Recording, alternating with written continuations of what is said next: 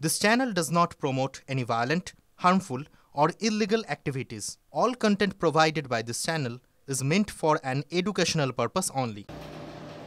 একটু আগে কলকাতা হাইকোর্টে শুভেন্দু অধিকারী এবং বিজেপির আরেক বিধায়ক অম্বিকা রায়ের করা মামলার প্রেক্ষিতে মুকুল রায়ের বিধায়ক পদ খারিজ হয়েছে। প্রথমত মুকুলদা অসুস্থ, তার দ্রুত আরোগ্য কামনা করি।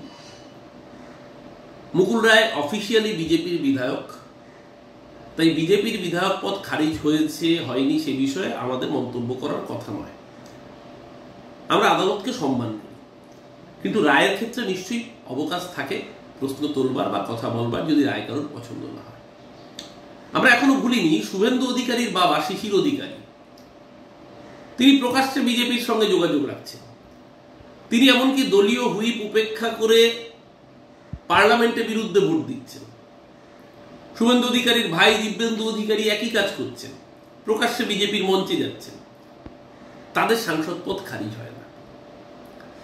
গোয়াতে সরকার বদলে দেওয়া হচ্ছে, বিজেপির সুবিধা হচ্ছে, তাই কংগ্রেস বিধায়কদের দলত্যাগ বিরোধী আইন সেক্ষেত্রে প্রযোজ্য হচ্ছে না। গোটা নর্থ ইস্টে একই প্র্যাকটিস চলেছে।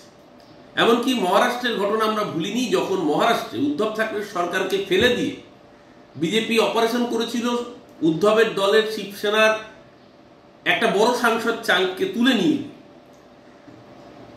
গুজরাট থেকে অরুণাচল এবং পরবর্তীকালে আসামে রেখেছিল। তারপরে তাদের বিরুদ্ধে দলত্যাগ বিরোধী আইন কার্যকর হয়নি। তখন সেই সব জায়গায় হাইকোর্টের রায়টা এলে তাহলে বোধহয় কোথাও বুঝতে সুবিধা হতো যে না, আইন সকলের জন্যই সমান। এক্ষেত্রে যেটা হচ্ছে, নিশ্চয়ই যদি দলত্যাগ বিরোধী আইনে পড়ে থাকেন, কোর্ট রায় দেবে, সেটা নিয়ে বলার কিছু নেই। কিন্তু বিজেপির বেলা রায়গুলো বড্ড দেরিতে আসে বা আসেই না, এইটুকুই জানবার ছিল। এর বাড়তি আর কিছু বলছি না, যেহেতু আদালতের বিষয় নিয়ে বেশি কিছু বলবার সমীচীন নয়। আমরা আইন আদালতকে সম্মান করি, কিন্তু যে প্রশ্নগুলো একজন সাধারণ রাজনীতিক ছাত্র হিসেবে মাথায় আসছে সেইটুকুই আপনাদের সামনে বলছি। মুকুল রায়ের ডিফেকশন পিটিশন, যেটি দুবার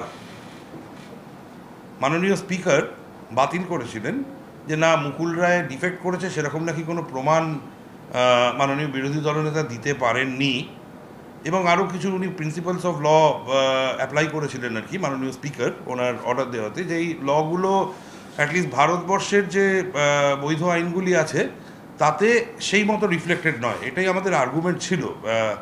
তো আমরা সেই রায়কে চ্যালেঞ্জ করে আবার আমরা কলকাতা হাইকোর্টের দ্বারস্থ হই, তাকে ডিসকোয়ালিফাই করে দিয়ে তার বিধায়ক পদকে খারিজ করে দিয়েছে বা বাতিল করে দিয়েছে।